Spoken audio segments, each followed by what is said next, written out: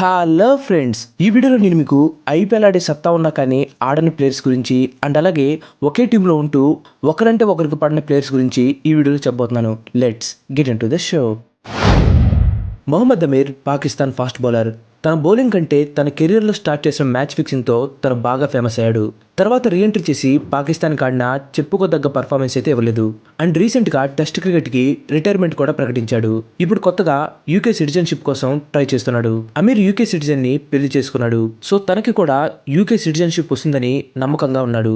తనకి UK citizenship వస్తే తను ఫస్ట్ చేసే పని ఐపీఎల్లో ఆడటం. అందరికీ తెలుసు, పొలిటికల్ రీజన్స్ వల్ల పాకిస్తాన్ ప్లేయర్స్ ఐపీఎల్లో ఆడరు. సో ఇప్పుడు అమీర్కి యూకే సిటిజన్షిప్ వస్తే తను పాకిస్తాన్ సిటిజన్ అవడు కాబట్టి తను ఐపీఎల్ ఆడే అవకాశం ఉంటుంది. చాలా మంది ఐపీఎల్ కోసమే అమీర్ ఇలా చేస్తున్నాడని క్రిటిసైజ్ కూడా చేస్తున్నారు. ఏదేమైనా సరే అమీర్ లాంటి ఫాస్ట్ బౌలర్కి ఆక్షన్లో మంచి పోటీనే ఉంటుంది.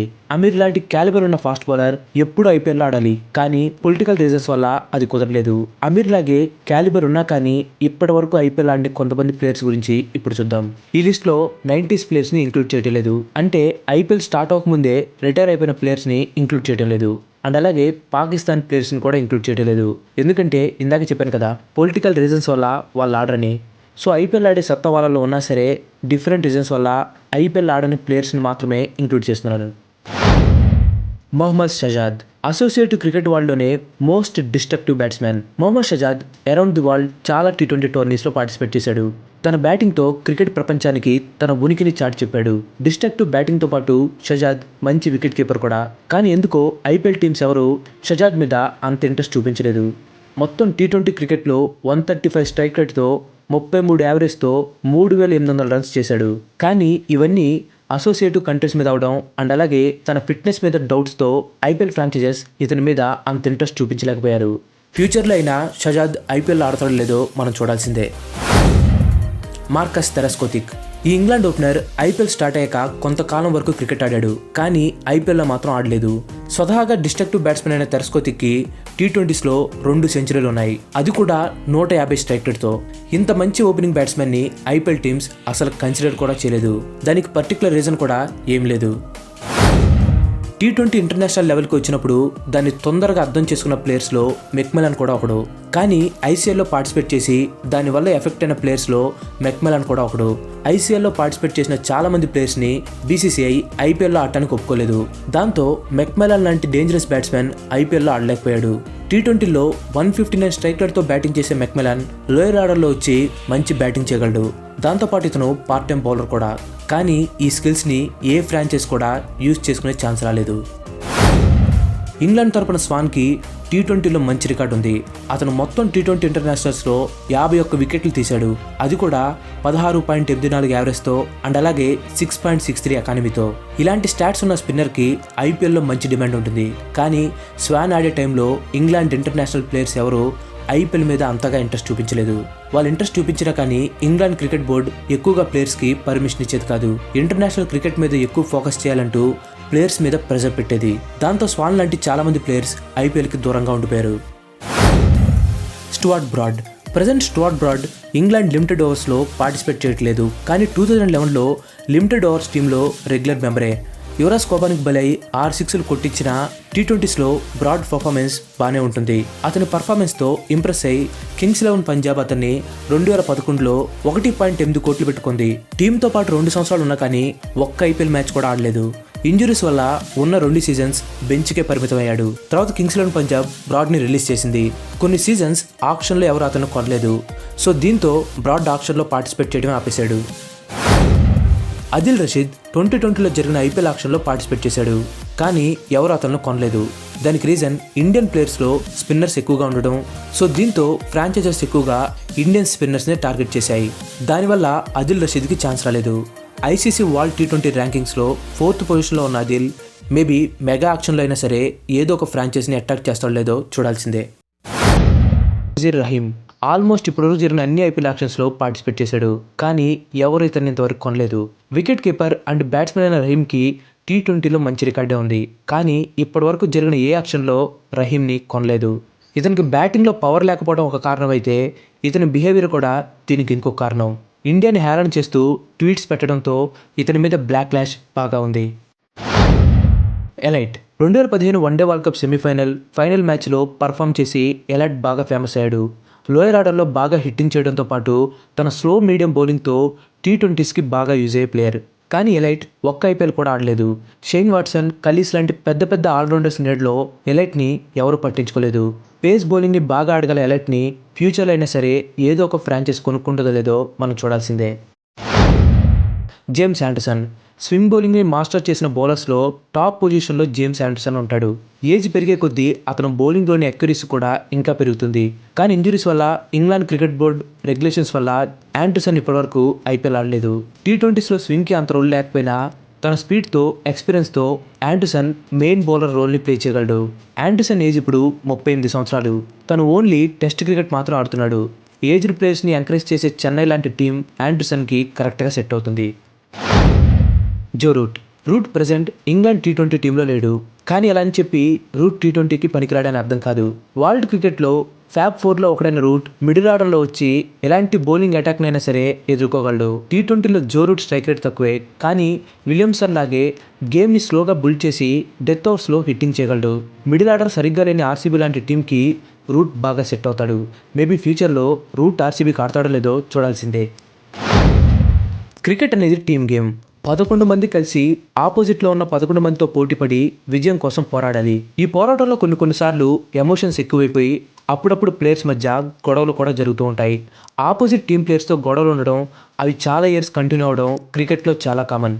కానీ ఇప్పుడు నేను చెప్పే లిస్ట్లో సేమ్ టీమ్స్కి ఆడిన ప్లేయర్స్ ఇద్దరికి ఒకరంటే ఒకరికి అస్సలు పడదు. అలాంటి ప్లేయర్స్ గురించి ఇప్పుడు చూద్దాం. దీపక్ హుడా అండ్ కృణాల్ పాండ్యా.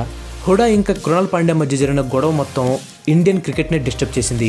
ఇంత పబ్లిక్గా ఒకే టీం ప్లేయర్స్ కొట్టుకోవడం ఫస్ట్ టైం. కృణాల్ తనని కారణం లేకుండా తిట్టాడని, తన అంతు చూస్తానని వార్నింగ్ ఇచ్చాడని హుడా పబ్లిక్గా స్టేట్మెంట్ ఇచ్చాడు. అంతేకాదు కృణాల్ బాధ తట్టుకోలేకే తన ట్రైనింగ్ నుండి వెళ్ళిపోయాడని కూడా చెప్పాడు. దీనికి బోర్డు టీం మేనేజ్మెంట్ హుడాని టీం నుంచి సస్పెండ్ చేసింది. కృణాల్ చేసిన దానికి మాత్రం ఎలాంటి యాక్షన్స్ తీసుకోలేదు.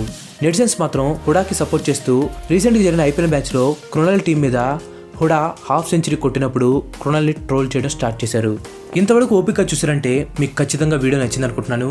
సో నచ్చితే వీడియోను లైక్ చేసి సబ్స్క్రైబ్ చేయడం మాత్రం మర్చిపోకండి. అండ్ అలాగే పక్కన ఉన్న గంట కూడా యాక్టివేట్ చేసేయండి. అండ్ ఆల్రెడీ సబ్స్క్రైబ్ చేసుకున్న వారికి చాలా చాలా థ్యాంక్స్.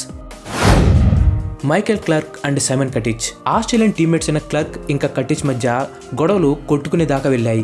ఆస్ట్రేలియన్స్ ప్రతి మ్యాచ్ విజయం తర్వాత ఒక విక్టరీ సాంగ్ని పాడతారు. అలా పాడుతున్నప్పుడు సైమన్ కటిచ్ సాంగ్ని సరిగ్గా పాడలేదని క్లార్క్ పాయింట్అవుట్ చేశాడు. అలా పాయింట్అవుట్ చేయడంతో కోపానికి గురైన కటిచ్ క్లార్క్ని తిట్టాడు. అలా చిన్న గొడవ కాస్త పెద్దగా మారింది. అప్పుడు సైమన్ కటిచ్ క్లార్క్ కాలర్ పట్టుకుని గోడ మీదకి నెట్టేశాడు. ఈ గొడవ తర్వాత ఇద్దరు ప్లేయర్స్ మళ్ళీ ఎప్పుడు మాట్లాడుకోలేదు. Kevin Pietersen and Graeme Swann. Kevin Pietersen ఇంగ్లాండ్కి దొరికిన gifted batsmen. Graeme Swann England తరపున ఆల్ టైమ్ బెస్ట్ స్పిన్నర్స్ లిస్ట్లో టాప్లో ఉంటాడు. కానీ ఇద్దరు ప్లేయర్స్కి అస్సలంటే అసలు పడేది కాదు. రీసెంట్గా జరిగిన ఇంటర్వ్యూలో స్వాన్ చెప్పిన దాని ప్రకారం ఇద్దరికి ఒకరంటే ఒకరికి అస్సలు ఇష్టం లేదు. కానీ వీళ్ళిద్దరు మాత్రం ప్రొఫెషనల్గా బిహేవ్ చేసేవారు. టీం కోసం కలిసి ఆడేవారు. వీళ్ళలో ప్రొఫెషనల్గా బిహేవ్ చేయడంతో వీళ్ళ మధ్య పెద్ద గొడవ, అది కూడా పబ్లిక్గా ఎప్పుడు జరగలేదు. కానీ ఇద్దరి మధ్య ఉన్న గొడవకు రీజన్ ఏంటో ఇంతవరకు ఎవరికి తెలియదు. షాహిద్ అఫ్రిది అండ్ షోయబ్ అఖ్తర్. పాకిస్తాన్ క్రికెట్లో బ్యాడ్ బాయ్స్ ఎవరు అంటే ముందుగా గుర్తొచ్చే ప్లేయర్స్ వీళ్ళిద్దరే. వీళ్ళిద్దరికి పడదంటే దాంట్లో సర్ప్రైజ్ ఏం లేదు. ఎందుకంటే అఖ్తర్ పబ్లిక్గా స్టేట్మెంట్ ఇచ్చాడు, తను మంచి కెప్టెన్ కింద ఆడి ఉంటే తను బాగా పర్ఫామ్ చేసేవాడిని. వీళ్ళిద్దరి మధ్య గొడవ పీక్స్కి వెళ్ళడానికి కారణం ఇండియాతో జరిగిన సెమీఫైనల్స్లో షోయబ్ అఖ్తర్ని అఫ్రిది పిక్ చేసుకోలేదు. దాంతో ఇద్దరి మధ్య విభేదాలు ఎక్కువైపోయాయి. Adam Gilchrist and Shane Warne. లిస్ట్లో కొంచెం సర్ప్రైజ్ అయ్యే పేర్లు ఈ రెండే.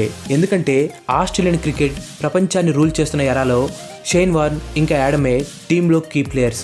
గిల్క్రిస్ట్ని షేన్ వార్న్ ఫ్రెండ్ ప్లేస్లో తీసుకున్నారు. దాంతో షేన్ వార్న్కి గిల్లీ అంటే బాగా కోపం. దీంతో పాటుగా గిల్క్రిస్ట్కి వైస్ కెప్టెన్సీ కూడా ఇచ్చారు. దాంతో షేన్ వార్న్కి ఇంకా కోపం పెరిగిపోయింది. ఆస్ట్రేలియా విజయాల్లో కీ రోల్ ప్లే చేసిన ఇద్దరు ఆఫ్ ది ఫీల్డ్ మాత్రం అస్సలు మాట్లాడుకునేవారు కాదు. మురళీ విజయ్ అండ్ దినేష్ కార్తిక్. వీళ్ళిద్దరి మధ్య గొడవ చాలా మందికి తెలుసు. కానీ చాలా మందికి తెలియని విషయం ఏంటంటే ఫస్ట్లో వీళ్ళిద్దరు క్లోజ్ ఫ్రెండ్స్.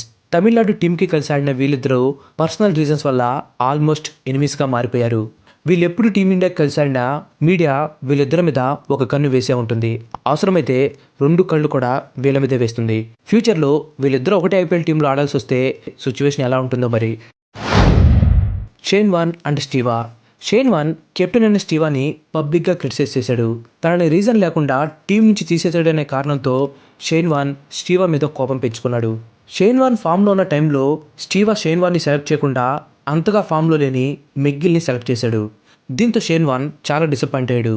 స్టీవా డెసిషన్తో తను చాలా డిసప్పాయింట్ అయ్యాడని తన బయోగ్రఫీలో రాశాడు. అంతేకాదు స్టీవా అంతా సెల్ఫిష్ క్రికెటర్ ఎవరూ లేరని, అది అతను రన్అట్స్ రికార్డ్ చూస్తేనే అర్థమవుతుందని షేన్ వార్న్ చెప్పాడు. Gautam Gambhir and MS Dhoni. MS Dhoni, Gautam Gambhir ఇద్దరు చాలా క్లోజ్ ఫ్రెండ్స్. లిస్టే క్రికెట్లో వీళ్ళిద్దరి మధ్య ఎన్నో పార్ట్నర్షిప్స్తో విజయాల్ని సాధించారు. కానీ ఇదంతా 2011 వరల్డ్ కప్ తర్వాత చేంజ్ అయిపోయింది. వరల్డ్ కప్ ఫైనల్ గెలిచిన క్రెడిట్ మొత్తం ధోనికి దక్కింది. ఇది అందరికీ తెలిసిన విషయమే. కానీ ఫైనల్లో గంభీర్ ఇన్నింగ్స్ లేకపోతే ఇండియా గెలిచేదే కాదు.